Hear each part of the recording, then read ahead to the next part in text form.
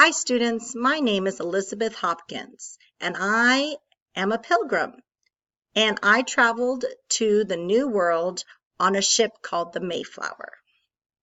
We traveled across the Atlantic Ocean from England to the New World.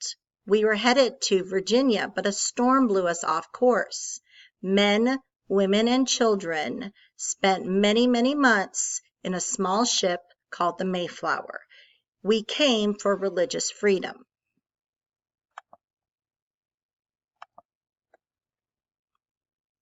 Religion was very important to us, and we were looking for a safe place to worship. Our settlement is called Plymouth, and in 1620 we finally made it to the New World. A pilgrim is a person who makes a religious journey. So I went to the New World for freedom of religion, so I'm calling it a pilgrim. A separatist is a person who wants to separate from their church. A Puritan is someone who wants to purify or reform the church, especially the Church of England, where many thought it was very corrupt.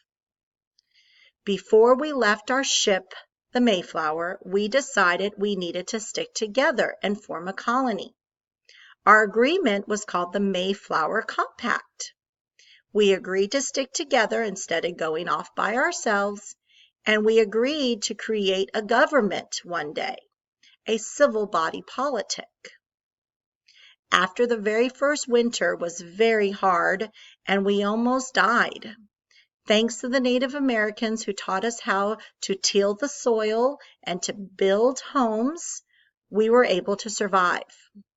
Abraham Lincoln in 1863 commemorated our first dinner and our first survival with a Thanksgiving.